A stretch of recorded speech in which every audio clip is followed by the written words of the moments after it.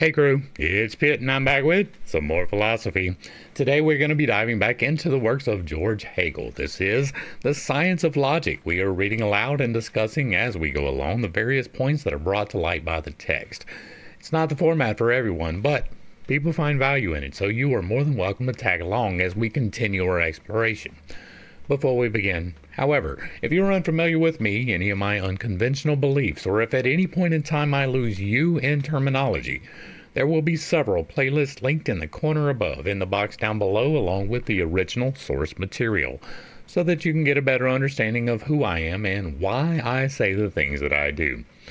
With that being said, we are going to dive in and continue our exploration of the science of logic with Remark 1. Now, if you make it through this one, you are a trooper because this remark is 30 pages. There's no place to break it up. We're not going to get the good, nice 1 hour to 1.5 hours. It's probably going to be close to 3. Let's dive in. Remark 1. The conceptual determination of the mathematical infinite. The mathematical infinite is of interest because of the expansion and the significant new results which its introduction into mathematics has produced in it, but also because of the oddity that this science has to date still been unable to justify its use conceptually, concept being taken here in a strict sense. Ultimately, the justifications are made to rest on the correctness of the results obtained with the help of this infinite, as demonstrated on other grounds, not on the clarity of the subject matter and of the operation by which the results are obtained. Indeed, the operation itself is even admitted as incorrect. This alone is in and for itself a deplorable situation. This way of doing things is unscientific. But there is a further disadvantage that goes with it. As long as mathematics does not know the nature of its instrument by failing to master the metaphysics and critique of the infinite, it cannot determine the scope of its application and cannot secure itself against the misuse of it. But from a philosophical point of view, the mathematical infinite is important because underlying it, in fact, is the concept of the true infinite. And this infinite stands much higher than the usual so-called metaphysical infinite, from which the objections against other infinite, the mathematical, are made. Now, just to point out, right, we have talked before in this particular study, the very beginning being for itself and thereabouts, that when you place a limit upon the infinite, it is no longer infinite, right? It becomes the bad infinite. This is the same thing, right? That's what he's talking about. Now, you can have a philosophical infinite, but when you're doing mathematics, even though there is really no end to the numbers, you are limiting that operation by the numbers that you employ. And so this is just an argument for the understanding of the philosophical and the metaphysical side. And if those things interest you, I have a playlist for you. The Esoterica playlist will definitely help you get that metaphysical stuff down. Back to the text. The normal recourse that the science of mathematics has against these objections is to deny the competence of metaphysics by claiming that it has nothing to do with this science and that it need not trouble itself with its concepts as long as it operates consistently with its own principles. The task of mathematics is to consider what is true within its own domain, not what is true in itself. Metaphysics, while objecting to the mathematical infinite, is aware that it can neither deny nor upset the brilliant results of its use, and mathematics, for its part, is aware that it is not clear about the metaphysics of its own concept, and also, therefore, about the derivation of the procedures necessitated by the use of the infinite. If the only difficulty affecting mathematics came from the concept in general, then mathematics could brush it aside without more ado, since the concept is more than just the statement of the essential determinacies of a fact. That is, of its determinations according to the understanding, and so far as precision in such definitions goes, mathematics leaves nothing to be desired. It is not a science that concerns itself with the concepts of its subject matter and which would have to generate their content by developing the concept, even if only by means of ratiocination. But But mathematics finds in the method of its infinite a major contradiction to the very method which is specific to it, and on which it rests as a science. For the infinitesimal calculus permits, even requires, procedures which mathematics must absolutely reject when operating with finite magnitudes. And at the same time it treats its infinite magnitudes as if they were finite quanta, and insists on applying to them the same procedures which are valid for these. A significant aspect of the formation of this science has been its success in applying to transcendent determinations and their treatment the form of ordinary calculus. Mathematics shows that, despite the conflict inherent in its operations, the results that it obtains through them wholly agree with those found by the strictly mathematical method, namely the geometrical and analytical. But, for one thing, this does not apply to all results. The purpose of introducing the infinite is not solely to shorten the ordinary procedure, but to achieve results unattainable through it. And, for another, success does not by itself justify the mode of procedure, and in infinitesimal calculus, the method is seen to be afflicted by a seeming inexactitude, after the finite magnitudes have been increased by an infinitely small quantity. In the subsequent operation, this quantity is partly retained and partly ignored. What is remarkable about this procedure is that, despite the admitted inexactitude, the derived result is one which is not just fairly close or close enough that the difference can be disregarded, but is, on the contrary, perfectly exact. In the operation itself, which precedes the result, however, one cannot dispense with the fiction of something which is not quite null, yet is so inconsiderable that it can be left out of account. But mathematical determinateness, as we understand it, excludes the possibility of a greater or lesser degree of exactitude, just as in philosophy there can be no question of a greater or lesser probability, but of truth alone. Even if the method and use of the infinite is justified by the success, it is nevertheless not so superfluous to ask for its justification. So superfluous as it patently would be to ask, with respect to one's nose, for the right to use it. For to deal in proof is essential to mathematical cognition, since it is scientific cognition. And even with respect to results, the fact is that rigorous mathematical method does not certify them all with success, which is an external piece of evidence anyway. It is worth the effort to take a closer look at the concept of the infinite together with the most notable attempts at justifying its use and removing the difficulty with which the method feels encumbered.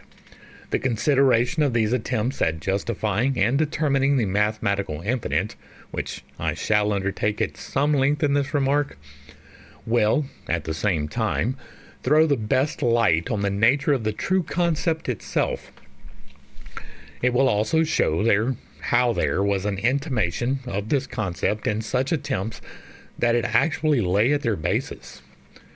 The usual definition of the mathematical infinite is that it is a magnitude of which there is no greater, when it is defined as the infinitely great, or smaller when it is defined as the infinitely small, or, in the former case, which is greater than, in the latter case, smaller than, any given magnitude. In this definition, the true concept is of course not expressed.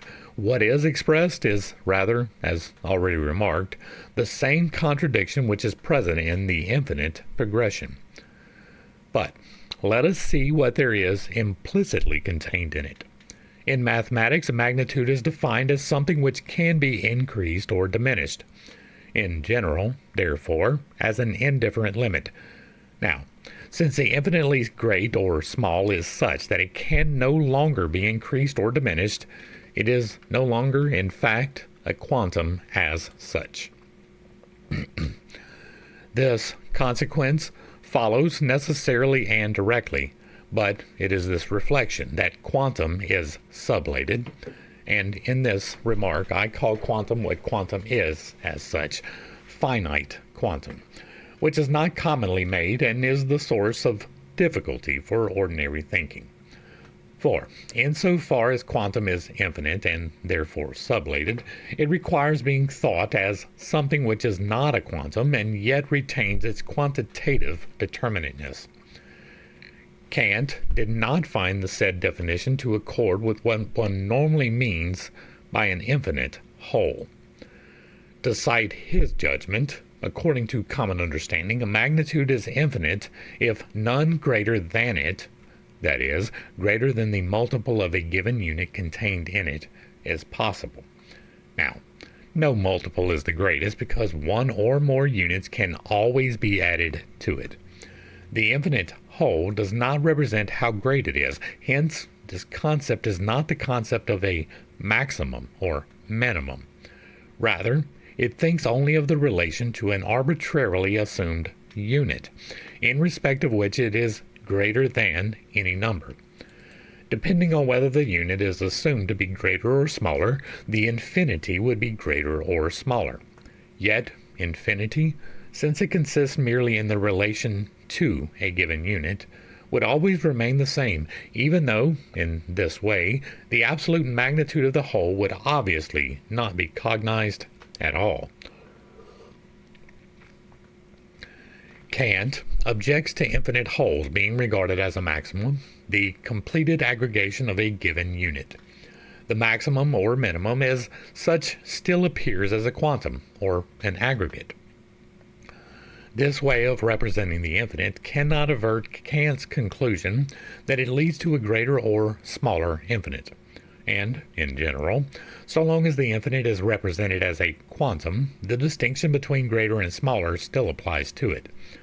This criticism, however, does not touch the concept of the true mathematical infinite, of infinite non-indifference, for this is no longer a finite quantum. Kant's concept of the infinite, on the other hand, which he calls the truly transcendental one, is that the successive synthesis of unity is the traversal of a quantum can never be completed. So, a quantum in general is presupposed as given.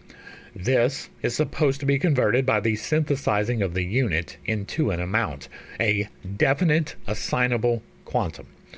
But this process of synthesis can never be completed. Clearly, what is expressed here is but a progress to infinity, except that the progress is represented transcendentally. That is, in fact, subjectively and psychologically. True, in itself the quantum is supposed to be completed, but transcendentally, that is to say, the only determination which should arise in the subject that gives it a relation to a unit is that of an incomplete quantum intrinsically affected by a beyond. We still are, therefore, at the contradiction contained in magnitude, except that it is now distributed between the object and the subject. Limitedness is assigned to the object, and the subject the capacity to transcend over and over again. In a bad infinite, any determinateness it grasps. We said above that, on the contrary, the definition of the mathematical infinite, precisely as it is used in higher analysis, corresponds to the concept of the true infinite. Here is the place for a detailed comparison of the two. First, to be said regarding the truly infinite quantum is that it determines itself as infinite within. It is such because, as demonstrated, the finite quantum, or the quantum as such, and its beyond, the bad infinite, are equally sublated. The sublated quantum has thus gone back into the simplicity of self-reference, but not as the extensive quantum did when it went over into the intensive quantum, by having its determinateness only in itself, in an external multiplicity with respect to which it is, nevertheless, supposed to remain both indifferent and diverse. On the contrary, the infinite quantum contains first the externality and then the negation of it in it. It no longer is, therefore, just some finite quantum or other, no longer a magnitude determinateness which happens to have a determinate existence as quantum. It is rather simple, and therefore only a moment. It is a magnitude determinateness in qualitative form. Its infinity consists in its being a qualitative determinateness. As moment, it is thus in essential unity with its other. It is determined only through this, its other. That is, it has meaning only with reference to something which stands related to it. Outside this relation, it is a nullity. Just because quantum as such would have to be indifferent to the relation, and yet in the relation an immediate, unmoved determination. In the relation, as only a moment, quantum is not something indifferent. It is not for itself, since it is at the same time a quantitative determinateness. In the infinity, which is being for itself, it is only as a being for one. The concept of the infinite is abstractly expounded here, will prove to be the basis of the mathematical infinite, and the concept itself will be further clarified as we consider the different stages in the expression of quantum as moment of a ratio, from the lowest, where it is still also quantum as such, to the highest, where it attains the meaning and the expression of a properly infinite magnitude. Let us then, first, take quantum in the relation in which it is a fractional number. A fraction, such as, for instance, 2/7, is not a quantum, like 1, 2, and 3, and so on. To be sure, it is an ordinary finite number, but not an immediate number like the whole numbers.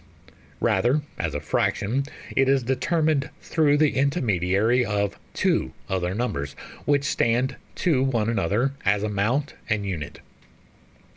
The unit being itself a determined amount. However, if we abstract them from this close determination which they have to each other, and consider them in qualitative connection, in which they are here only according to what befalls them as quanta, then 2 and 7 are indifferent quantum. But since they take their place here only as moments, each a moment of the other and therefore of a third, the quantum which is called the exponent, they at once count not as 2 and 7, but only as determined with respect to each other. We can, therefore, just as well put 4 and 14 in their place, or 6 and 21, and so on to infinity. In this, they begin to take on a qualitative character. Were they to count as mere quanta, 2 and 7 would then simply be 2 and 7 respectively. The 4, 14, 6, 21, and so on would be something simply different from them, and, to the extent that they are only immediate quanta, could not be entered in their place. But, insofar as 2 and 7 are not to be taken in the determinateness of such mere quanta, their indifferent limit is then sublated. To this extent, therefore, they have the moment of infinity in them, for not only are they no longer 2 and 7, but their quantitative determinateness remains, although in qualitative existence, namely, as the determinateness which they have in relation. Their place can be taken by infinitely many others without the value of the fraction being altered by the determinateness of the relation. However, the representation of the infinite by a fractional number is still imperfect, because the two sides of the fraction, 2 and 7, can be taken out of the relation and are ordinary, immediate quanta. The connection which makes them moments in a ratio affects them externally and immediately. The connection itself is also an ordinary quantum, the exponent of the ratio. The letters with which general arithmetic operates, the next universality to which numbers are elevated, do not have a determinate numerical value defining them. They are only general signs, standing in for some possible determinate value. The fraction a over b seems to be, therefore, a more suitable expression of the infinite, since a and b, taken apart outside their connecting reference, remain indeterminate, lacking any particular value of their own even when separated. However, although these letters are posited as indeterminate magnitudes, their meaning is still to be some finite quantum or other. Therefore, since they are a universal representation but only of determinate number, their being in a ratio is likewise a matter of indifference to them. Outside the ratio, they retain the value of determinate number. If we look more closely at what is present in a ratio, we see that it contains two determinations. First, that it is a quantum, but second, that this quantum is not immediate, but contains, rather, qualitative opposition within it. And, since in this opposition it remains at the same time a determinate and indifferent quantum, by returning from its otherness, that is, the opposition, back into itself, it is also an infinite. These two determinations are seen displayed in their distinctness in the following well-known form. The fraction 2/7 can be expressed as 0.285714, etc. I over I minus a as I plus a squared plus a cubed, and so on. As so expressed as it is an infinite series. The fraction itself is called the sum, or the finite expression of the series. If we compare the two expressions, then the one, the infinite series, no longer represents the fraction as a ratio, but represents it in its aspects as a quantum, which is an aggregate of magnitudes which are added to each other as an amount. That these magnitudes constituting the amount consist in turn of decimal fractions, that is, themselves consist of ratios, is irrelevant here, for this circumstance concerns the particular kind of unit of these magnitudes, not these magnitudes as constituting the amount. Likewise, in the decimal system, an integer of more than one digit counts as one amount, and the fact is ignored that it consists of products, a number, the number 10, and their powers. Also of no consequence here is the fact that there are fractions other than the 2/7 adduced as example, which, when expressed as decimal fractions, do not yield an infinite series. What is relevant is that every fraction can be expressed as yielding an infinite series in a numerical system based on another unit. Now, since in the infinite series that displays the fractions as amount, the ratio aspect of the latter disappears, so does the aspect by which, as just shown, it had infinity in it. But this infinity has entered in another way, for the series is itself infinite. Now, of what kind this infinity of the series would be is self-evident. It is the bad infinity of progression. The series exhibits the contradiction inherent in it of representing something which is a relation and possesses qualitative nature within it, as without relation, as a mere quantum, as amount. The consequence is that there is something always lacking to the amount expressed in the series, so that the posited amount must always be gone beyond in order for the required determinateness to be attained. The law of the progression is well known. It is implicit in the determination of the quantum contained in the fraction and in the nature of the form in which the fraction is supposed to be expressed. By pressing on with the series, the amount might well be made as precise as need be. Nevertheless, what is displayed through the series always remains an ought.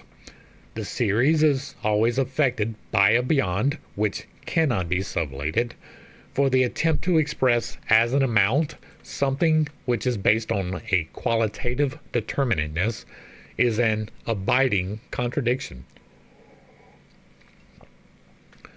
the inexactitude of which there is only a reflective shine in the true mathematical infinite, is actually present in this infinite series. These two kinds of mathematical infinite are as little to be confused as the two kinds of philosophical infinite. For the exposition of the true mathematical infinite, the form of the series has been used from the beginning, and of late it has been invoked again, but it is not necessary for it. On the contrary, the infinite of the infinite series is essentially different from it, and the sequel will show, as the sequel will show. The infinite serial expression ranks even lower than the fractional expression. The fact is that the infinite series contains the bad infinite because what the series is supposed to express remains an ought, and what it does express is encumbered by a beyond which does not go away, and it is diverse from what it is supposed to express. It is infinite not because of the posited terms, but because such terms are incomplete, since the other, which belongs to them, essentially is beyond them. What the series actually contains, let the terms posited be as many as one wishes, is only something finite, in the strict sense of being posited as finite, that is, as something which is not what it ought to be. On the other hand, what is called the finite expression of such a series, or the sum of it, is without lack. It contains whole the value which the series only seeks. The beyond is recalled from its flight. What it is and what it ought to be are not separated, but are the same.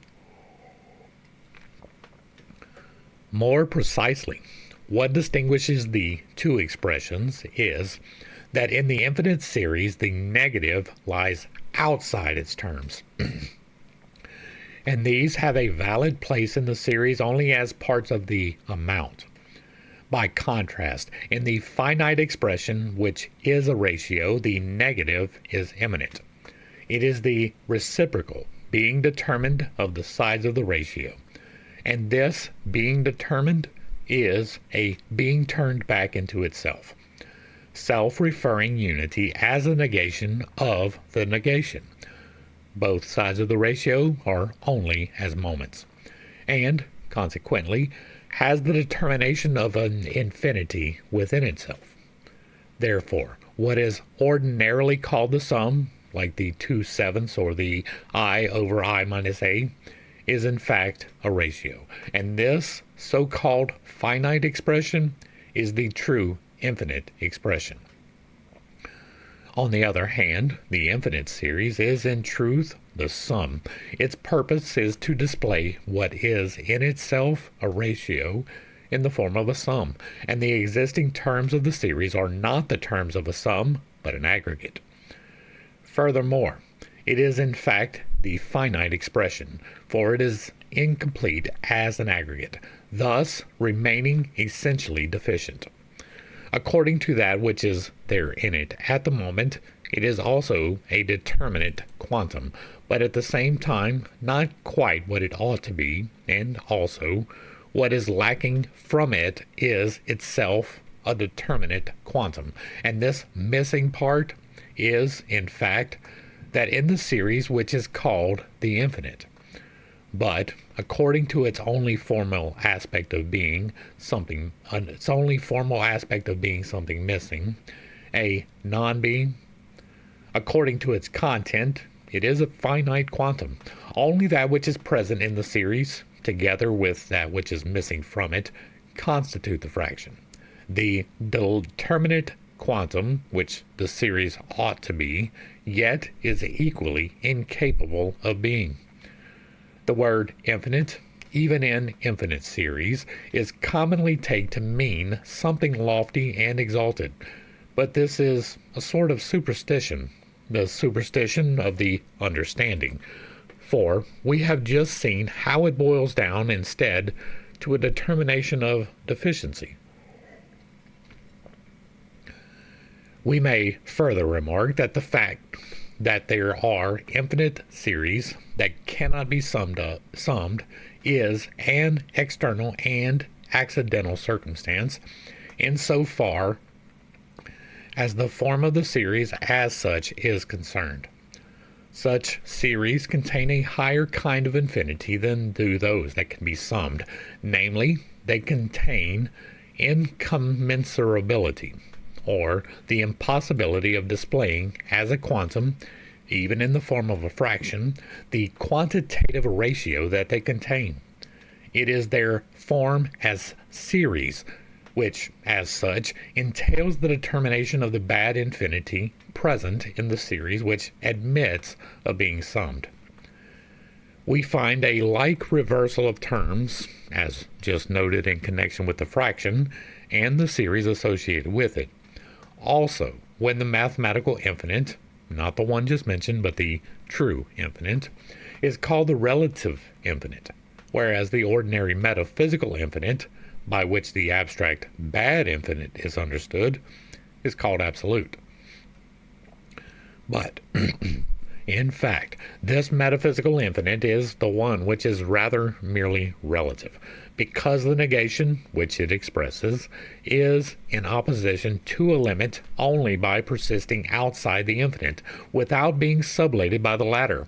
The mathematical infinite, on the contrary, has in itself truly sublated the finite limit, for this limit is at one with its beyond. It is primarily in this sense which shows that the so-called sum or finite expression of an infinite series is the one to be regarded rather as the infinite expression. That Spinoza contrasts the concept of the true infinity with that of the bad, illustrating it with examples. This concept of Spinoza will best be elucidated if I add what he says on the subject to my exposition so far. He starts by defining the infinite as the absolute affirmation of the concrete existence of any one nature, and the finite, on the contrary, as determinateness or negation.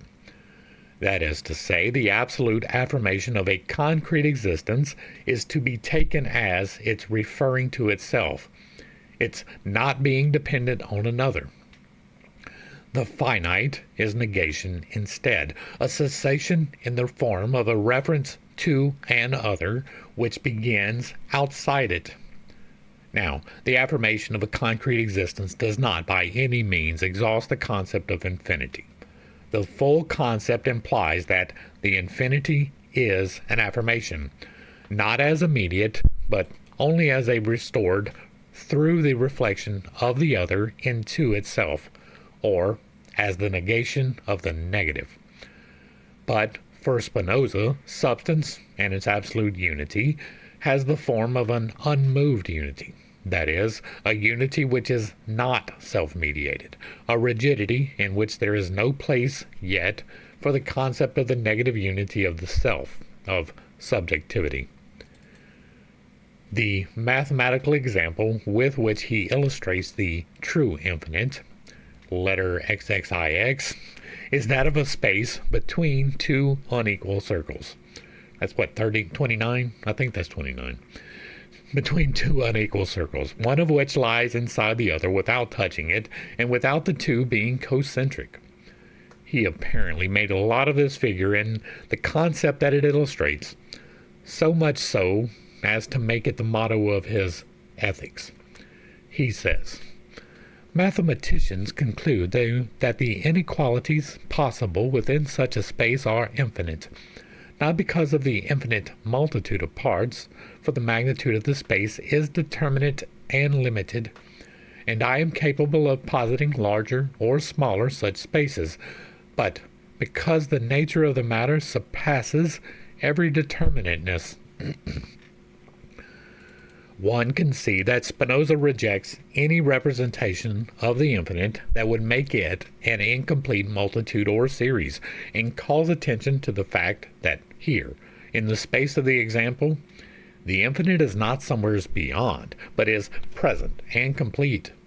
Such a space is a limited one, but finite. Because the nature of this subject matter surpasses every determinateness, because the magnitude determinations contained in it cannot be at the same time displayed as a quantum, or, according to Kant's already cited terminology, the synthesizing cannot be brought to completion in a discrete quantum. How, in general, the opposition of continuous and discrete quantum leads to the infinite will be explained in detail in a later remark. Spinoza calls the infinite of the series the infinite of the imagination. The infinite as self-reference he calls instead the infinite of thought, or infinitum actu. For it is actu, infinite in act, because complete and present within itself. Thus, the series, 0.285714, or I plus a squared plus a3, or plus a cubed, is the infinite merely of the imagination, or a merely intended infinite.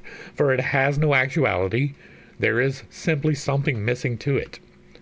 By contrast, 2/7, or I over I minus a, is actually not only what the series is in its presently given terms, but is, in addition, what the series lacks, what it only ought to be. The 2/7, or I over I minus a, is equally a finite magnitude, like Spinoza's space, enclosed between two circles, with its inequalities, and can, like this space, be made larger or smaller. But there is no absurdity that arises here of a larger or smaller infinite, for this quantum of the whole does not concern the relation of its moments, which is the nature of the fact. That is, does not concern the qualitative determination of the magnitude. As for the infinite series, what is actually there is equally a finite quantum, but with yet a deficit besides it. The imagination, on the contrary, stops short at the quantum as such without reflecting on the qualitative connection which constitutes the ground of the occurring incommensurability. The incommensurability which lies in Spinoza's example encompasses, in general, the functions of the curved lines, and is more accurately associated with the infinite which mathematics has introduced in connection with these functions, quite in general with the functions of variable magnitudes. The infinite is the true mathematical quantitative infinite which Spinoza also had in mind. We must now discuss this determination with greater precision. First of all, with respect to the category of alterability, which is held as so important, and which covers the magnitudes connected with those functions, such magnitudes should not be assumed from the start to be alterable in the sense in which the numbers 2 and 7 are in the fraction 2/7. That is, because 4 and 14, 6 and 21, and other numbers ad infinitum can be put in their place without the value of the fraction being altered. This applies even more to a over b, where one can arbitrarily introduce any number in the place of a and b without altering what a over b is supposed to express. It is now in the sense that an infinite, that is, an inexhaustible multitude of numbers, can also be put in the place of the x and y of a function, that a and b are magnitudes just as variable as these x and y. The expression variable magnitudes is for this reason very vague and ill chosen for magnitude determinations whose interest and manner of treatment lies in something quite other than in their mere variability. In order to make clear wherein lies the true determination of those moments of a function which are the objects of interest of higher analysis, we must retrace our steps once more. In 2/7 or A over B, the 2 and 7 are independent determinate quanta, and the connection is not essential to them. A and B are likewise intended to represent quanta, which remain as they are outside the relation. Furthermore, 2 over 7 and A over B are also a fixed quantum, a quotient. The ratio constitutes an amount of which the denominator expresses the unit, and the numerator the amount of these units. Or, conversely, even if 4 and 14 and so on are substituted for 2 and 7, the ratio also remains the same quantum. But now, all this changes essentially, for instance, is the function y squared over x equals p. Here, x and y carry, indeed, the meaning of possible determinate quanta. However, not these x and y, but only x and y squared have a determinate quotient. Therefore, not only are the sides of the ratio, x and y, not determinate quanta, but their ratio also is not a fixed quantum, and not in the sense in which it is not fixed in the case of A and B. It is not a fixed quotient, but is absolutely variable as quantum. But this is only to say that x is related not to y, but to the square of y. The relation of a magnitude to a power is not a quantum, but an essentially qualitative relation. The power relation is the factor which is to be regarded as the fundamental determination. However, in the function of the straight line y equals ax, y over x equals a is an ordinary fraction and quotient. This function is therefore a function of variable magnitudes only formally, or x and y are here what a and b are in A over b.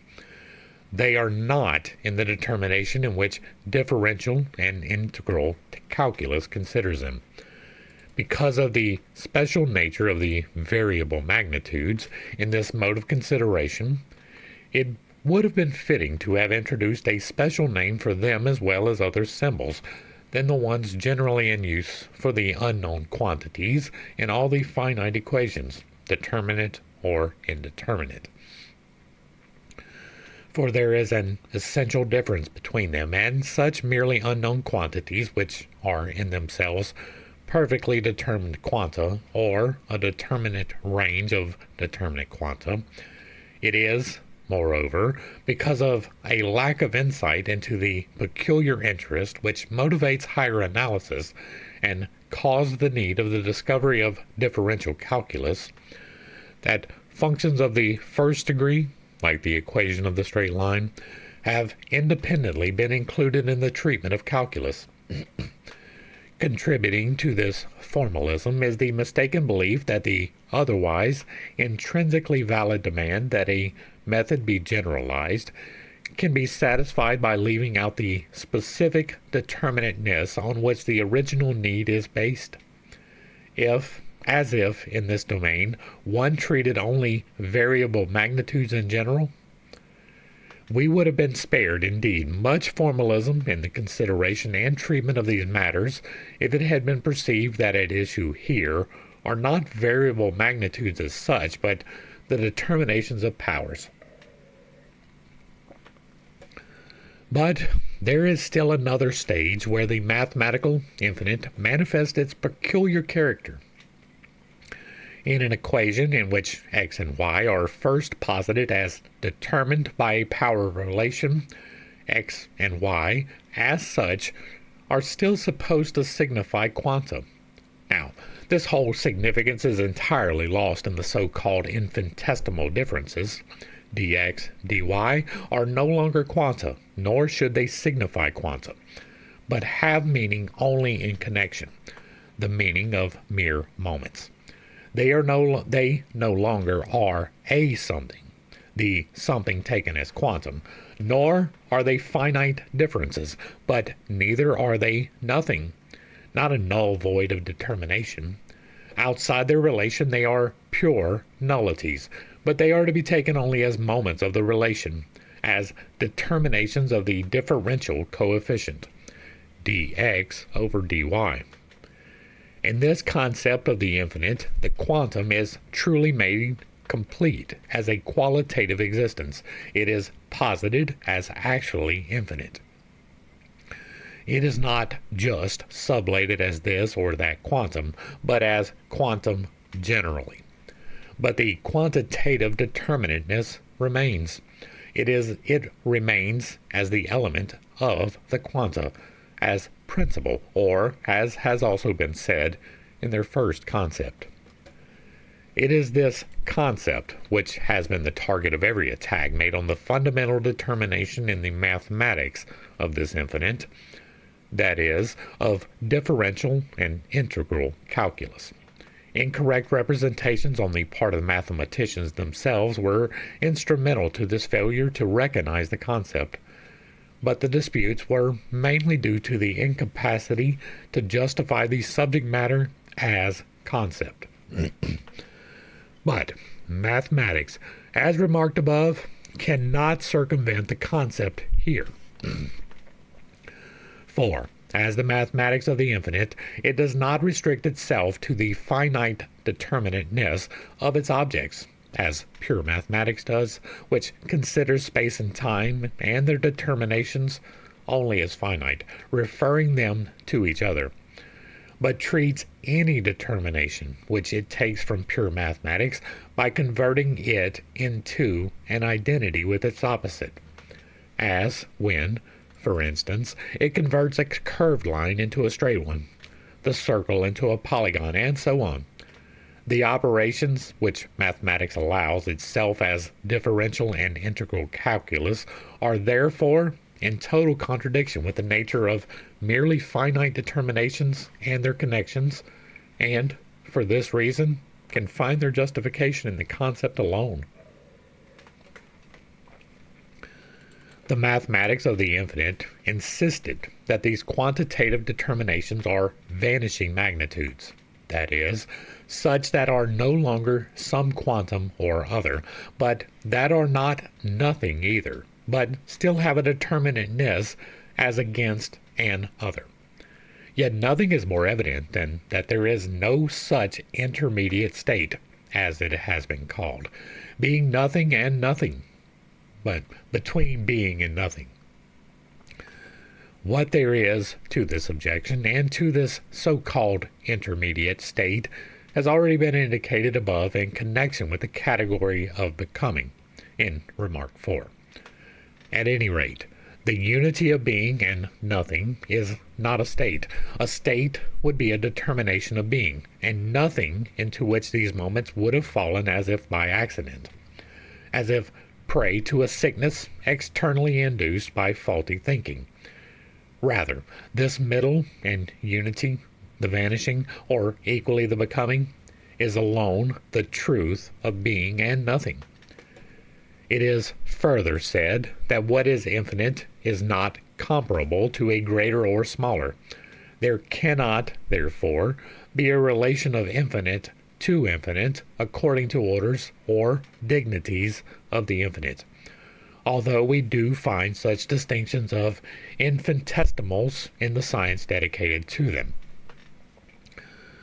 Underlying this already mentioned objection is always the supposition that we should be dealing here with quanta which are compared as quanta, and that when the determinations are no longer quanta, they no longer have a relation to each other. But the case is rather that that which exists only in relation is not a quantum.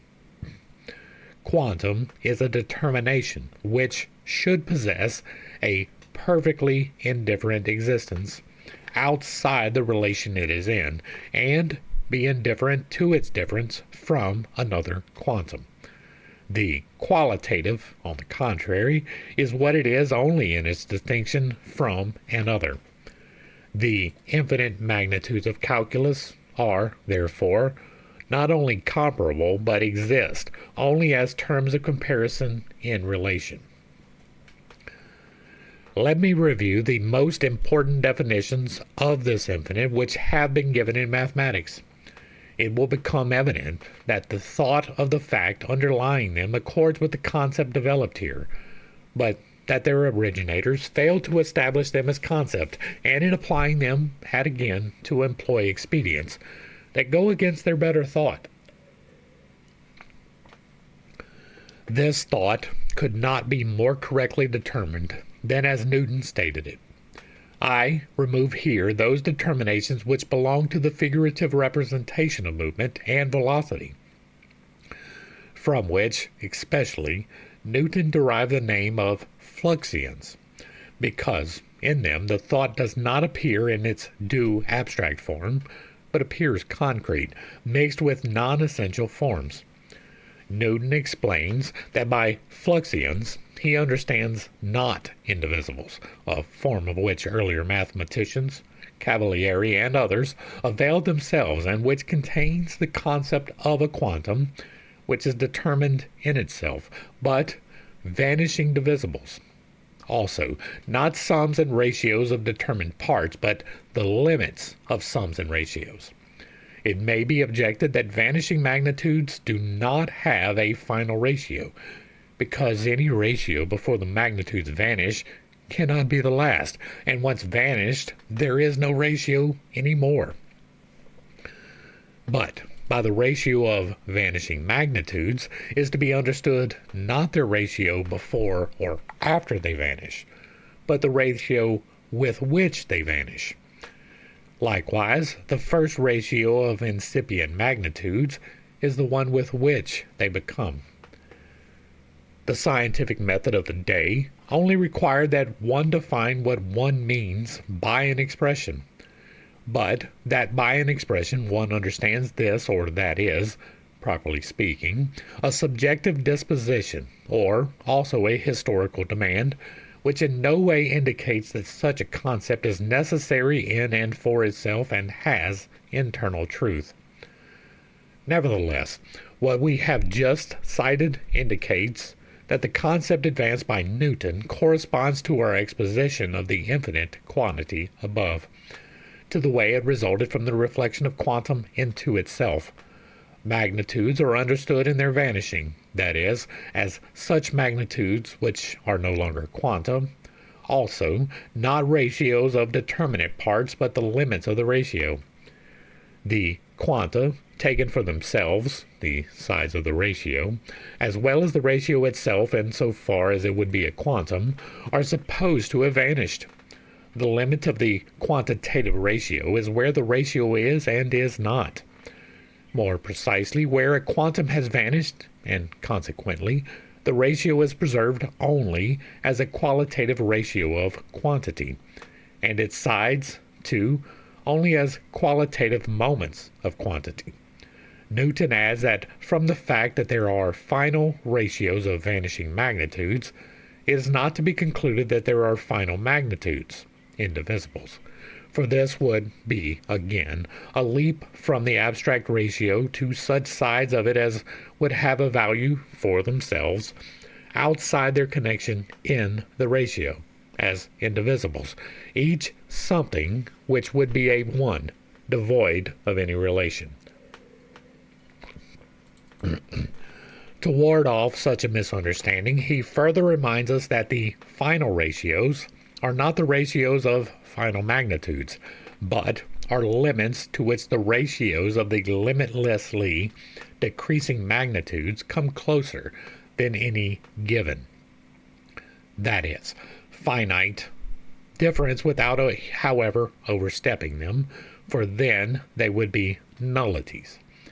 As we said, by final magnitudes, one could have understood indivisibles or ones.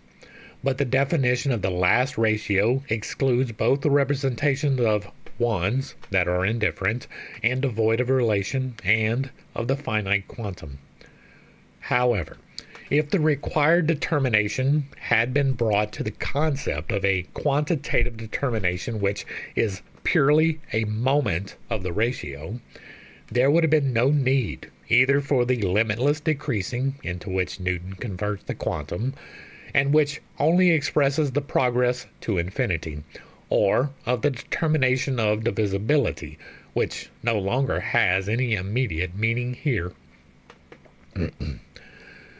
As regards the preservation of the ratio and the vanishing of the quanta, it has been said, in other places as in Carnot, Réflexions sur la métaphysique des calculs infinitesimaux, that because of the law of continuity, the vanishing magnitudes still retain the ratio from which they derive before they disappear.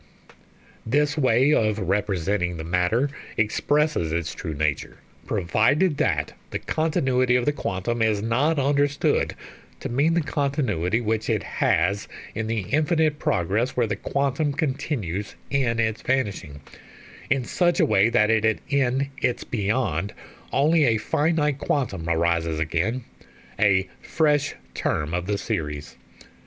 But the picture we have of a continuous progress is always just that, of values traversed which are still finite quanta.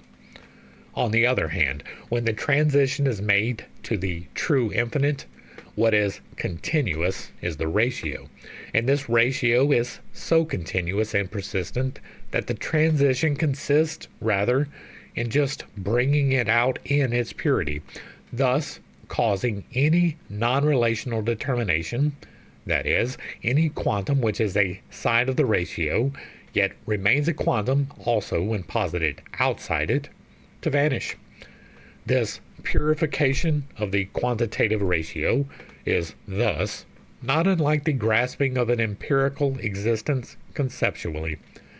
The empirical existence is thereby raised above itself, so that its concept contains the same determinations as it does, but grasped in their essentiality and in the unity of the concept where they have shed their indifferent, conceptually void presence. Equally interesting is the other form of Newton's exposition of the magnitudes under discussion, namely as generative magnitudes or principles. A generated magnitude, genita, is a product, such as a quotient, root, rectangle, square, or also as the sides of rectangles or squares, quite in general, a finite magnitude. Considered in ceaseless motion and flux as either increasing or decreasing, he classifies the momentary increments or decrements of such a magnitude under the name of moments. These are not to be taken, however, for particles of determinate magnitudes, particuli finite. Such particles are not themselves moments, but magnitudes generated from moments. They are to be understood, rather, as the incipient principles or beginnings of finite magnitudes. Here, the quantum is distinguished from itself as a product or an existent, and as it is in its becoming, in its beginning, and in its principle, that is to say, as it is in its concept, or, again, what here amounts to the same thing, in its qualitative determination. In the latter meaning, the quantitative differences, the infinite increments or decrements, are only moments, are only the end product when the becoming no longer is, has passed over into the indifference of existence and into externality, and this is a quantum. Now, although the philosophy of the true concept must acknowledge these determinations of the infinite adduced with respect to increments and decrements, it must, nevertheless, be noted that the forms themselves of these increments and decrements fall within the category of the immediate quantum and of the continuous progress associated with them, and that the representations of such increments, of the growth, the increase of x by dx or I, and so on, are rather to be regarded as the fundamental evil in these methods, the permanent obstacle to extracting the determination of the qualitative moment of quantity from the representation of the ordinary quantum. Compared with the determinations just given, the representation of infinitesimals also implied in increment and decrement, leaves much to be desired. According to this way of figuratively representing them, their natures are such that they may be ignored in comparison with finite magnitudes, and not only they, but also their higher orders as compared with the lower, and even the products of several in comparison to a single one. With Leibniz, especially, great stress is given to this demand to ignore the infinitesimals, to which the previous discoverers of methods for dealing with such magnitudes equally left themselves exposed. It is this demand, especially, which has given calculus, together with a gain in facility, the semblance of inexactitude and deliberate incorrectness in its operations. Wolff has tried to explain it in his customary way of popularizing things, in effect, by polluting the concept and replacing it with a false sense representations. What he does is to compare ignoring the infinitesimals of higher orders as against the lower with the procedure of a surveyor who, in measuring a mountain, is not any less accurate just because the wind has in the meanwhile blown a speck of sand off of the top, or with ignoring the height of the houses or towers in the calculations of lunar eclipses. Even if common sense condescends to such inexactitude, geometricians have, on the contrary, all rejected this way of representing things. It goes without saying that in the science of mathematics there cannot be any question of empirical exactitude. Mathematical measuring by the operations of calculus or by the constructions and proofs of geometry is totally different from land surveying, the measuring of empirical lines, figures, and so on. Besides, as already pointed out, the analysts show that by the comparison of a result obtained with strict geometrical procedure and with the method of infinite differences, that the result is one and the same in both cases, that there is absolutely no place for a more or less inexactitude, and it is self-evident that an absolutely exact result cannot come out of an inexact procedure. Yet, despite all the protesting against the cited attempts at justifying this ignoring of infinitesimals in calculus, the fact is that the procedure itself of calculus cannot avoid it, and this is the difficulty towards which the efforts of the analyst are directed, to comprehend where the contradiction lies and to remove it. It is especially relevant to this connection to cite Euler's construal. While adopting the general Newtonian definition, he insists that while differential calculus should consider the ratios of the increments of a magnitude, the infinite differentiation is, however, to be considered as such as wholly nil. How this is to be understood transpires from the foregoing. The infinite difference is a nil only of quantum, not a qualitative nil.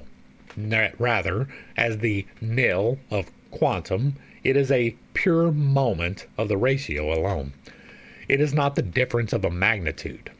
But for that reason, on the one hand, it is in principle inappropriate to speak of those moments which are called infinitesimals also as increments and decrements and as differences. This definition implies that something is added to or subtracted from the initially given finite magnitude, that a subtraction or an addition, an external arithmetical operation takes place. But the transition of the function of the variable magnitude into its differential is to be looked at as of wholly different nature. That is to say, as already discussed, it is to be considered as the reduction of the finite function to the qualitative ratio of its quantitative determinations. On the other hand, the inappropriateness betrays itself the moment it is said that the increments are by themselves nil, that only their ratios are being considered. for a nil no longer has any determinateness at all. This exposition thus goes as far as the negative of the quantum, giving to it definite expression, but fails to grasp this negative at the same time in its positive meaning as qualitative determinations of quantity, which, if extracted from the ratio and taken as quanta, would be only zeros.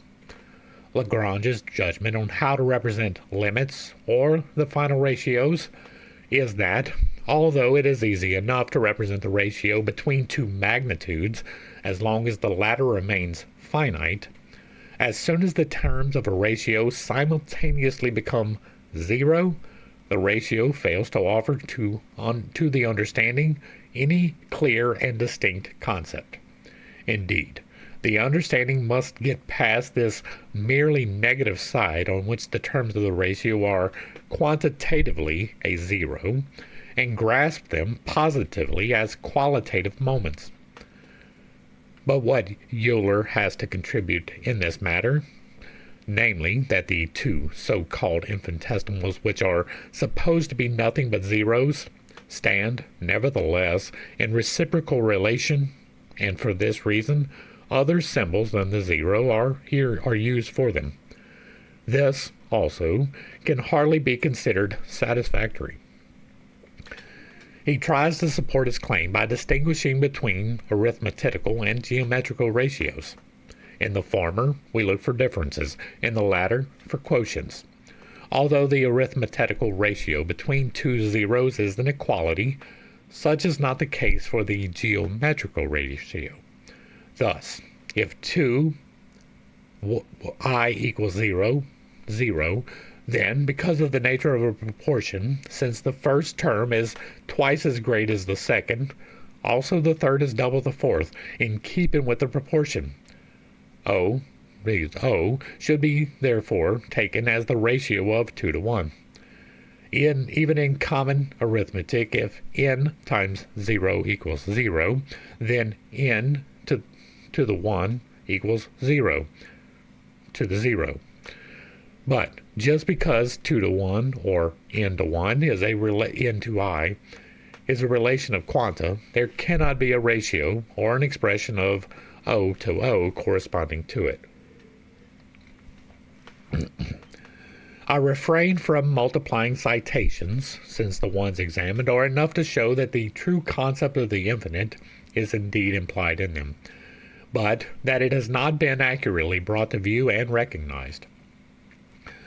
As a result, as one proceeds to the operations of calculus, there is no chance that the true conceptual determination would gain control, and what happens is rather that the finite determinateness of quantity makes a return, and the operation cannot do without the figure of a quantum, which is merely relatively small. Calculus necessitates subjecting the so-called infinitesimals to the ordinary arithmetical operations of addition and so on, which are based on the nature of finite magnitudes. It therefore necessitates letting them momentarily have a value of finite magnitudes and treating them as such. It is for calculus to justify why, on the one hand, it brings those infinitesimals down to the sphere, treating them as increments or differences, but then, on the other hand, ignores them as quanta after it has just applied to them the forms and laws of finite magnitudes. I shall now review the most salient points in the attempts by the geometricians to sidestep these difficulties. The older analysts had few scruples in the matter, but the moderns have directed their efforts especially towards bringing infinitesimal calculus back to the evidence of a strictly geometrical method, and towards attaining in it the rigors of the proof of the ancients in mathematics. But since its principle of a higher nature than the principle of mathematics, infinitesimal analysis quickly had to dispense with that kind of evidence.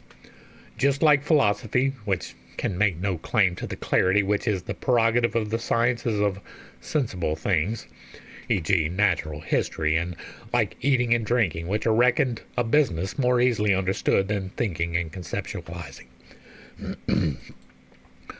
Accordingly, we shall deal only with the efforts to attain the rigor of proof of the ancients.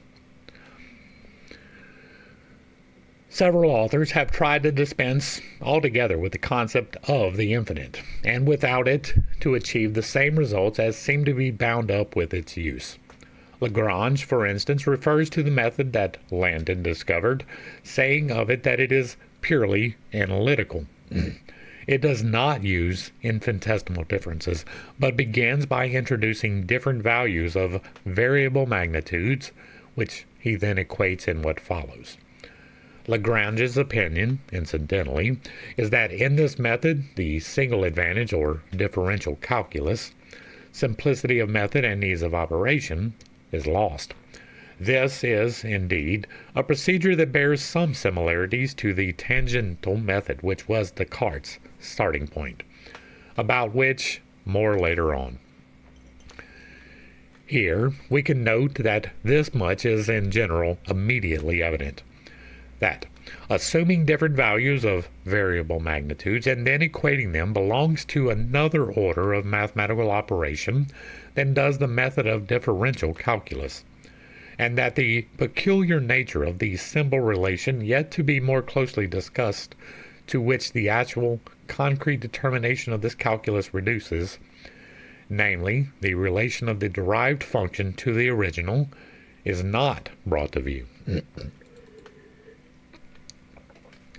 The earlier of the moderns, for instance, Fermat, Barrow, and others, who were the first to make use of infinitesimals in the application which was later developed into differential and integral calculus, and then Leibniz also and his followers, and Euler as well, have always openly believed that they were entitled to omit the products of infinitesimal differences, as well as their higher powers, simply on the grounds that they vanish relative to the lower order.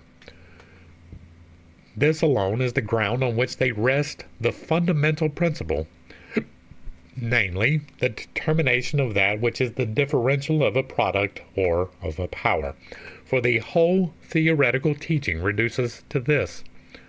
The rest is partly mechanism of development, partly application, in which, however, as we shall have to see later on, the higher, or rather the whole interest in fact lies. For the point now at issue is, we only need to cite here what is elementary, that the first principle concerning curves is assumed on the same ground of insignificance, namely, the principle that the elements of curves, the increments of the abscissa, and the obtundent are related to each other as subtangent and ordinate, that for the purpose of obtaining similar triangles, the arc that forms the third side of a triangle and the two increments of the triangle, once rightly called characteristic, is regarded as a straight line, as part of the tangent, and therefore as the one increment which reaches the tangent. On the one hand, such assumptions raise those determinations above the nature of finite magnitude. On the other hand, a method which is only valid for finite magnitudes, and which allows no room for ignoring anything on the ground of insignificance, is being applied to moments now called infinitesimal. With such a procedure, the difficulty with which the method is burdened remains in all its starkness. We must cite here a remarkable procedure of Newton, Principal Math, Philosophical Nature, the invention of an ingenious device for circumventing the arithmetical incorrect omission of the products of infinite differences, or of their higher orders in finding the differentials.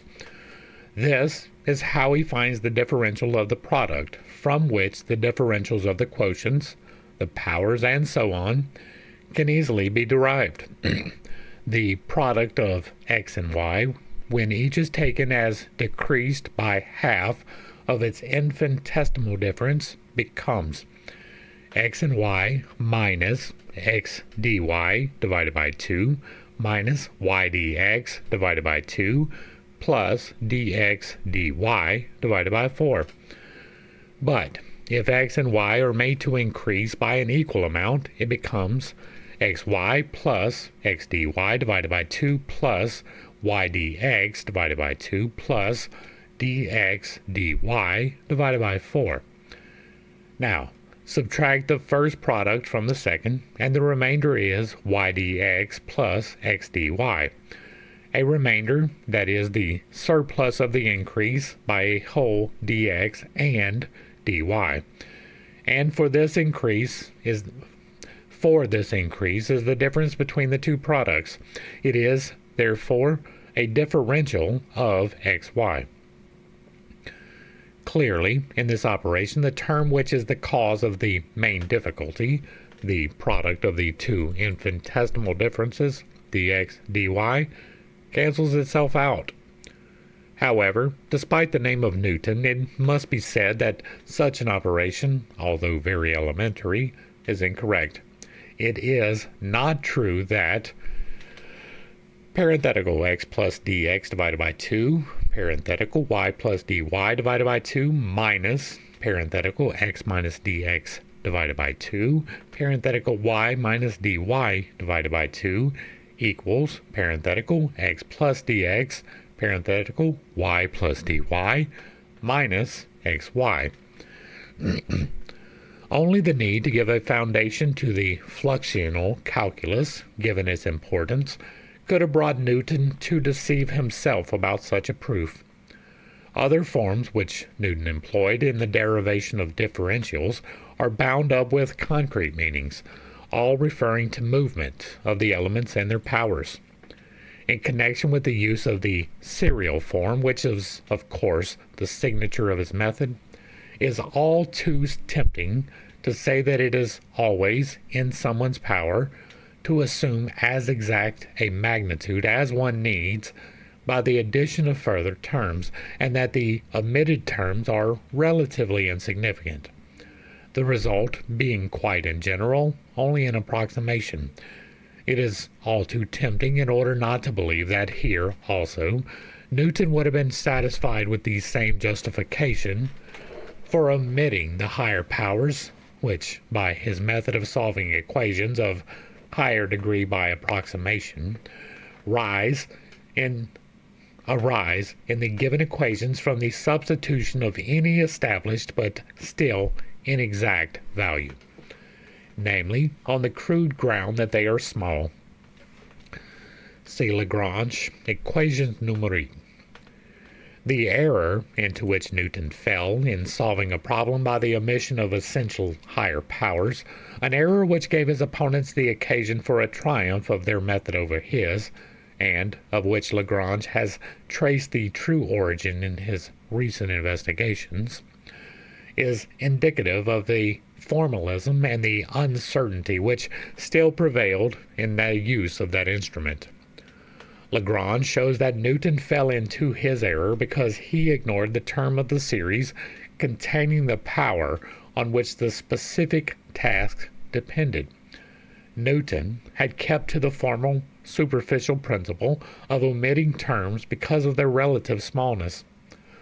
For example, it is well known that in mechanics, a determinate meaning is assigned to the terms of the series in which the function of a movement is developed, so that the first term, or the first function, refers to the moment of velocity, the second to the accelerating force, and the third to the resistance of forces. Here, then, the term of the series are not to be seen as parts of a sum, but as qualitative moments of a conceptual whole. In this way, the omission of the remaining terms acquires a completely different meaning than their omission on the ground of their relative smallness. The error in Newton's solution was in ignoring not the terms of the series only as parts of a sum, but the term containing the qualitative determination on which all depend.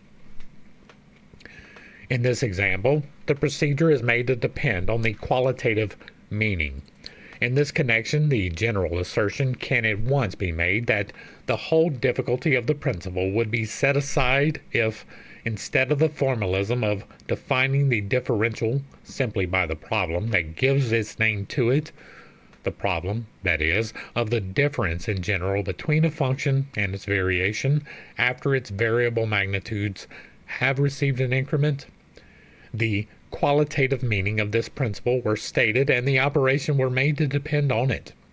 In this sense, the differential of xn is demonstratively wholly exhausted by the first terms of the series, which results from the expansion of parenthetical x plus dx exponent n, so that the rest of the terms are ignored.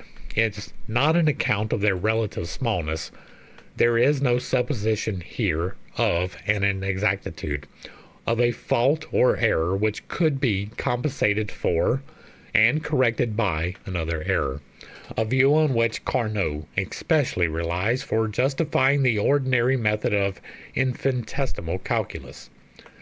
Since at issue here is a relation and not a sum, the differential is completely given by the first term, and where there is the need of further terms, of differentials of higher orders, their determination does not involve the continuation of a series as sum, but the repetition, rather, of one and the same relation, the only one wanted and the one which is, therefore, already completed, determined in the first term.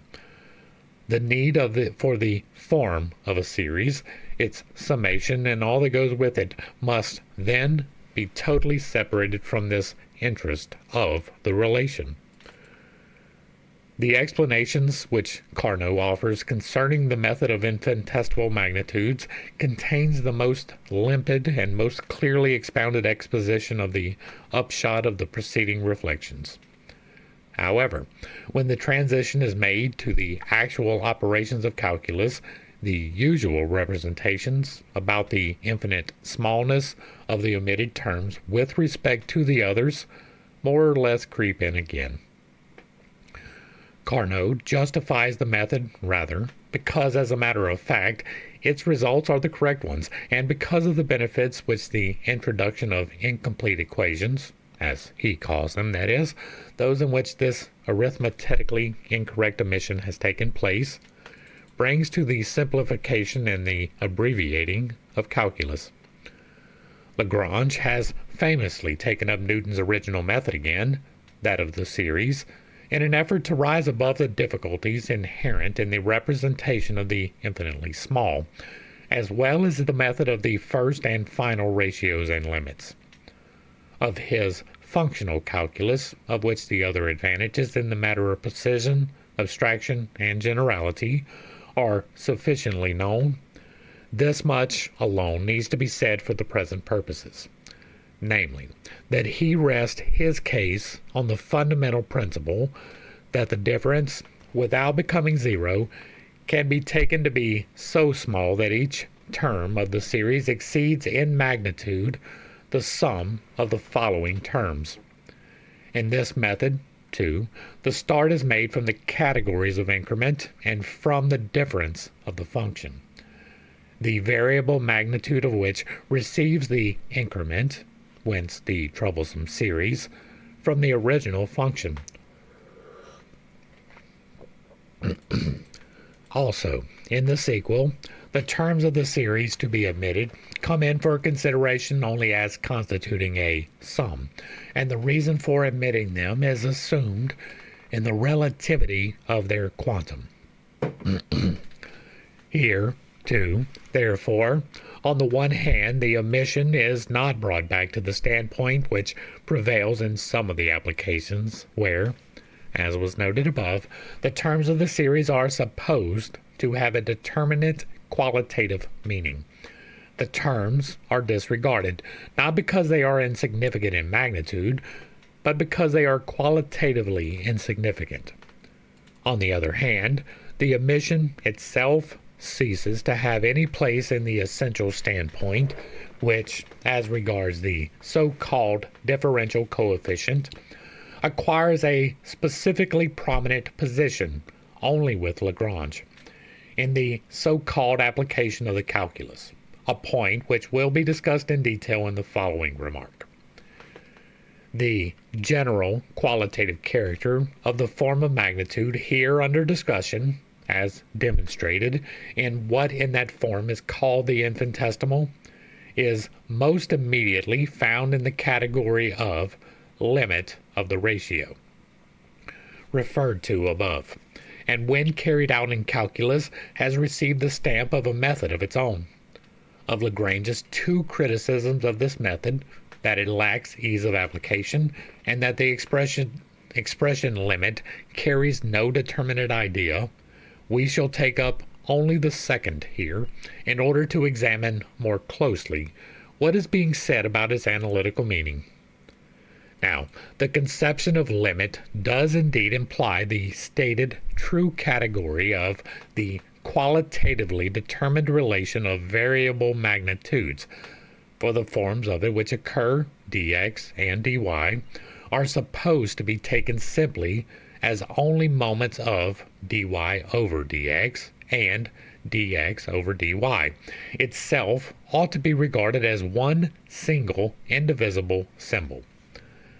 That the mechanism of calculus thereby loses, particularly in its application, the advantage derived from the sides of the differential coefficient being separated from each other, this we shall disregard here.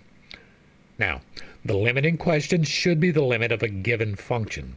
It assigns a certain value with reference to this function as determined by the manner of derivation. However, the mere category of limit takes us no further than we have gone in this remark, namely, to show that the infinitesimally small, which in the differential calculus occurs as dx and dy, does not have the merely negative, empty meaning of a non-finite, non-given magnitude, as when one speaks of an infinite multitude, of an ad infinitum, and the like, but has the specific meaning of a qualitative determinateness of the quantitative of a relational moment as such. But the category still has no relation to that which is a given function, is not itself involved in the treatment of it or in any use that might be made in it of that determination.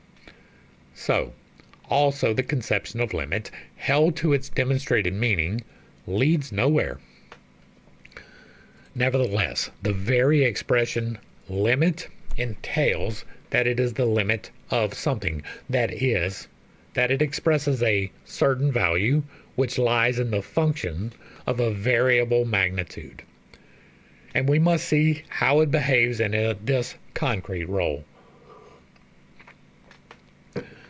It is supposed to be the limit of the ratio between the two increments, by which the two variable magnitudes connected in an equation, one of which is regarded as a function of the other, are assumed to increase.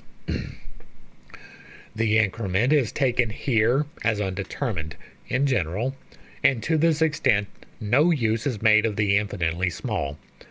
But the procedure by which this limit is found carries with it the same inconsistencies as in other methods. The procedure is as follows. If y equals fx, then when y becomes y plus k, fx is supposed to change into fx plus ph plus qh squared plus rh cubed, and so on. Thus, k equals ph plus qh squared, and so on, and k over h equals p plus qh plus rh squared, and so on. Now, if k and h vanish, so vanishes also the other side of the equation, with the exception of p, which would now be the limit of the ratio of the two increments. One can see that although h, as quantum, is posited equaling 0, k over h is not for that reason to be taken, at the same time, to be 0 over 0, but rather still supposed to remain a ratio. Now, the advantage that the conception of limits supposedly affords is that it circumvents the inconsistency entailed here, for P is, at the same time, supposed to be not the actual ratio, which would be 0 over 0, but only that determinate value which the ratio can infinitely approximate. That is, can get so near to it that the difference would be smaller than any that might be given. The exact meaning of approximation as regards that which is supposed to be in reciprocal approximation will be considered later. However, that a quantitative difference, which by definition not only can be but ought to be smaller than any given, is no longer quantitative. This is self-evident, as evident as anything can be in mathematics, but then we have gone past dy over dx equals 0 over 0. If, to the contrary, dy over dx equals p, that is, it is assumed as a determinate quantitative ratio, as it is in fact, then, conversely, the presupposition that h equals 0 is compromised, and this is a presupposition on the basis of which alone k over h equals p is found. And should it be granted that k over h equals 0, in which case h being equals 0, k is also in fact equals 0 by entailment, for the increment from k to y occurs only on the condition that there is an increment h. The question then to be asked is what p, which is definitely a determinate quantitative value, might possibly be.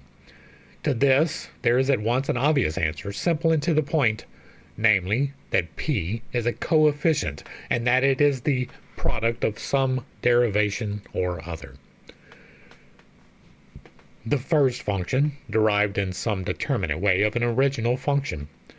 If one is satisfied with this, as Lagrange in effect was, then the general part of the science of differential calculus, and immediately this form of it that goes under the name of theory of limits, would be rid of the increments, rid also of their infinite or arbitrary smallness, and of the difficulty of again doing away with the rest of the terms of a series other than the first, or rather other than just the coefficient of the first, terms which inevitably present themselves upon the introduction of those increments, purged, in addition, also, of all that goes with them, of the formal categories, above all of that, of the infinite approximation, and likewise of the here still empty categories of continuous magnitude, which, like striving, becoming, occasion of a variation, are otherwise deemed necessary. But it would then be required to show what meaning and value p would still have, besides the determination, meager but quite adequate for the theory, that it is nothing but a function derived from the expansion of a binomial, that is, to show what place and which use it has in the context of the other mathematical requisites. This will be the subject of Remark 2.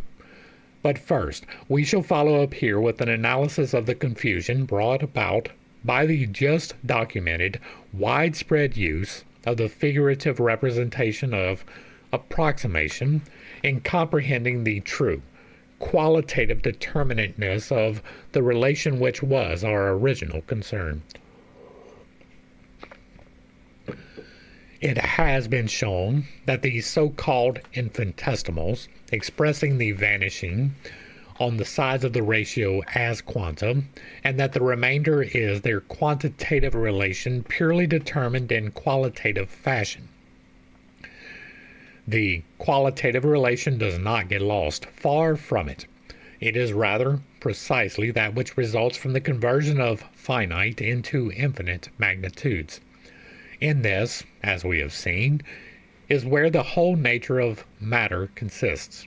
Thus, what vanishes in the final ratio is, e.g., the quanta of the abscissa and the ordinate. but the sides of the ratio essentially remain. The one side, the element of the ordinate, and the other, the element of abscissa. When we represent one ordinate as infinitely approximating another, the previously differentiated ordinate passes over into another ordinate, and the previously differentiated abscissa passes over into another abscissa. But essentially, the ordinate does not pass over into the abscissa or the abscissa into the ordinate. The element of the ordinate, to continue with this instance of variable magnitudes, is not in the difference between one ordinate and another ordinate, but is rather the difference itself, or the qualitative determination of the magnitude of the ordinate as against the element of the abscissa. The principle of one variable magnitude as against that of another is in the relation of the one to the other. The difference, insofar as it is no longer is the difference of finite magnitudes, has ceased to be a manifold in itself. It has collapsed into simple intensity, into the determinateness of the one qualitative moment of a ratio against the other. This is how the matter stands, but its nature is obscured because what we have just called the element of, for instance, the ordinate, is grasped as difference or increment, in such a way that it is only the difference between the quantum of one ordinate and the quantum of another ordinate. As a result, limit does not have here the meaning of ratio. It only stands for the final value to which another magnitude of equal kind can come as close as one will and still be differentiated from it. The final ratio being a ratio of equality. The infinite difference is thus the fluctuation of a difference between one quantum and another quantum, and in this representation, the qualitative nature which makes dx essentially not a ratio determination relative to x, but to dx, is overlooked. Dx squared is made to vanish relative to dx, but even more does dx vanish relative to x. And this means, in truth, that it has a relation only to dy.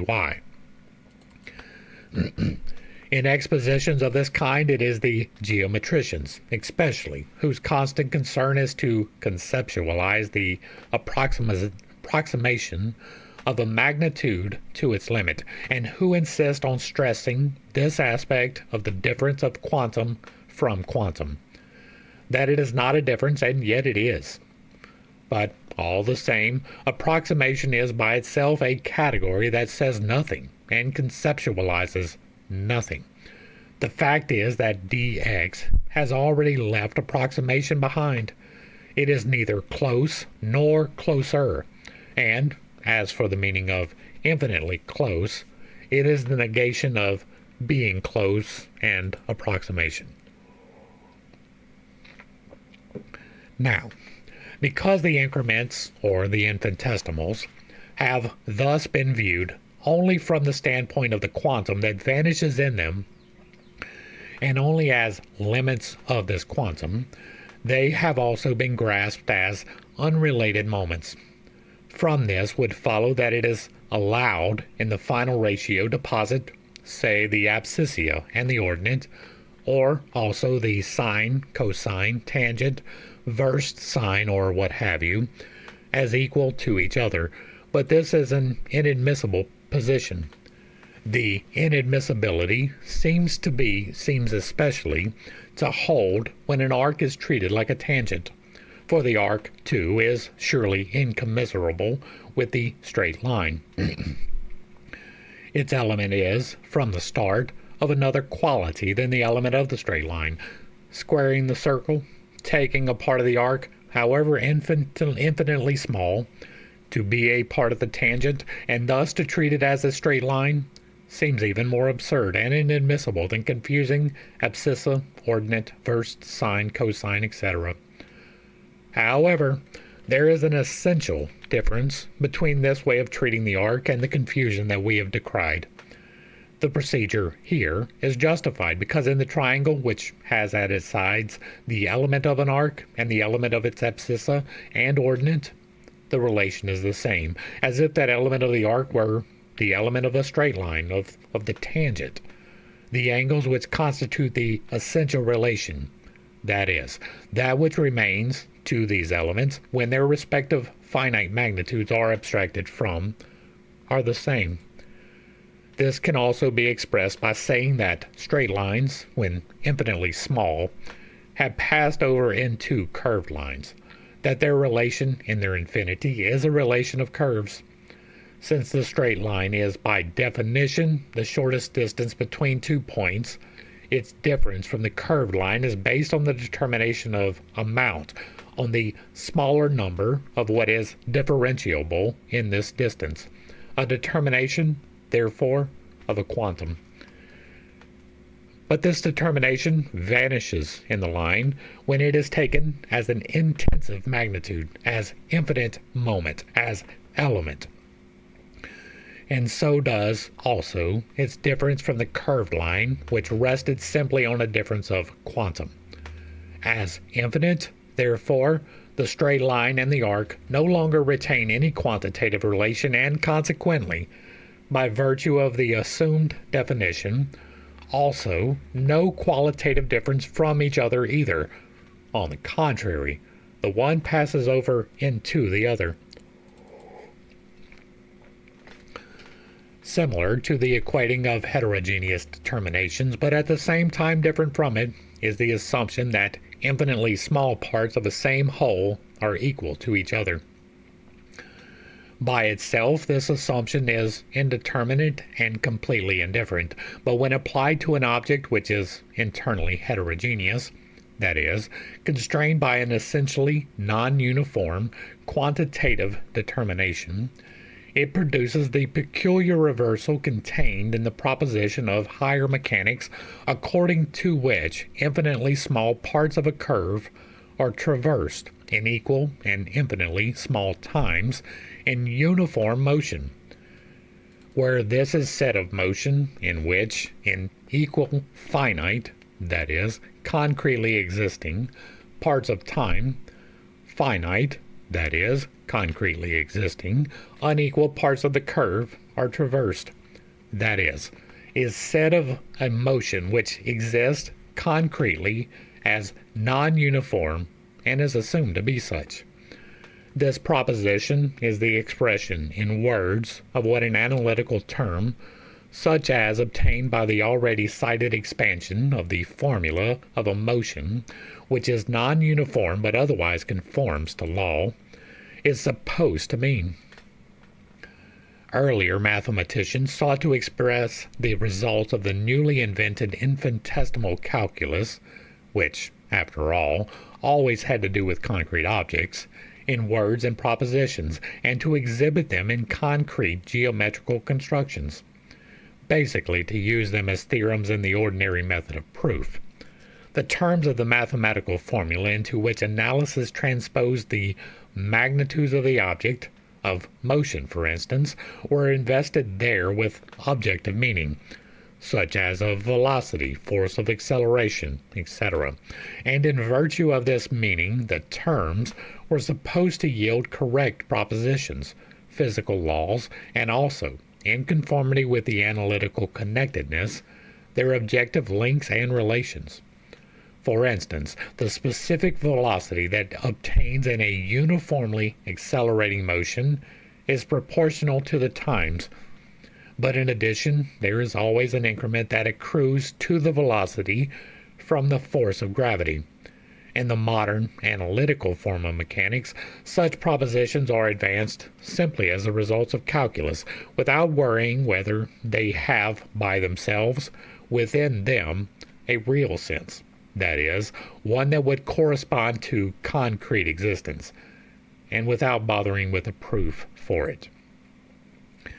The difficulty of conceptualizing the link between such determinations, when taken in this real sense just mentioned, as, for instance, the transition from absolutely uniform velocity to uniformly accelerated velocity, is deemed to be completely circumvented by the analytical treatment in which the link is a simple result of the authority henceforth reigning in the operations of calculus. It is now declared a triumph of science that merely by means of calculus it can discover laws that transcend experience. That is, propositions regarding concrete existence which have no existence. But in the earlier, still naive time of infinitesimal calculus, the aim was to give such determinations and propositions as were represented in geometrical figures a real sense of their own, to make them plausible, and to apply them in this sense to the proof of the main propositions concerned. See Newton's proof of his fundamental propositions on the theory of gravitation, where it is admitted that things are not exactly as Newton assumed them, that is, at the very point which is the nerve of the proof. It cannot be denied that, especially with the aid of the fog of the infinitely small, much has been accepted as proof in this field for no other reason except that the result had already always been known to be true, and the proof, deliberately devised to reach that result, created at least the illusion of a scaffolding of proof, an illusion which was still preferred to mere belief or to knowledge from experience. I personally make no scruples about regarding this affectation as nothing more than sleight of hand and logical charlatanism, and I extend this judgment to Newton's proofs as well, those especially which fall within the purview of the present discussion, and for which Newton has been extolled to the skies above Kepler, because he has established mathematically what the latter had discovered by experience alone. The empty scaffolding of such proofs was erected in order to prove physical laws, but mathematics is in principle incapable of demonstrating the quantitative determinations of physics, for these determinations are laws based on the qualitative nature of its elements.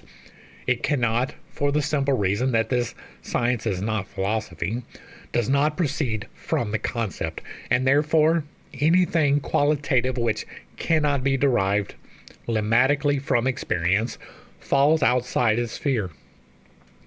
It is for mathematics a point of honor that all its propositions ought to be rigorously proved, and this made it forget its limits. It seemed an offense to this honor that experience would be acknowledged as alone the source and sole proof of propositions of experience. Consciousness has gained in sophistication since then, but as long as it is not clear about the distinction between what can be proved mathematically and what can only be taken from elsewhere, between the mere terms of an analytical expansion and things that exist physically, scientific culture will lack rigor and purity. Undoubtedly, this scaffolding of Newtonian proof will be subject to the same justice as was Newton's other baseless artifact, his construct of optical experiments and the conclusions bound to them.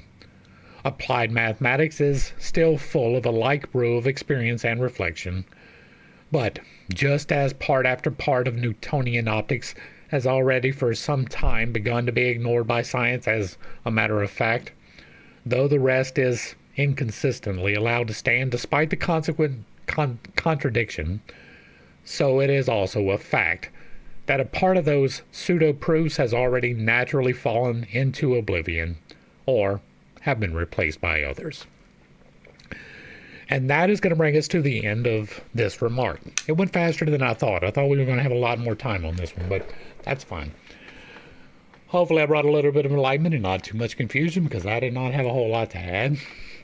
I hold some unconventional beliefs, and I have a tendency to step on toes when I relay those. It is not intentional, but it is not something that I apologize for. Now, I don't know calculus. I have never studied calculus, despite the fact that I enjoy mathematics. I don't know what the technical definition for calculus is. I know that sine and cosine are part of that, but I don't know what those represent. I don't have the fundamental knowledge to discuss in any great detail most of the things that are here. However, most of the things that have been said here to me are maybe not self-evident, but definitely evident through explanation, right? The difference between the finite and the infinite has already been well discussed, and it holds true here as well. Many of the proofs, again, I don't have the experience to talk about, but they make sense. And so we're just going to leave it as a learning experience. I don't have a lot to add, and that is perfectly fine. I won't always have something to add. When I do, it is more of an explanatory thing. I'm trying to clarify, and I don't have a whole lot of clarity that I can throw on this particular topic. So if you like what I'm doing over here, let me know down below. Give me a like, a share, a follow. Throw me a comment if you agree or disagree with anything. If you put it in the comments and it remains respectful, it gets to remain up. If there is another work you would like to see discussed, drop it in the comments. Doesn't matter what video. And if you really, really like what I'm doing over here, hit me with that super thanks or even a membership. The bills do not pay themselves. To the crew, thanks for hanging out.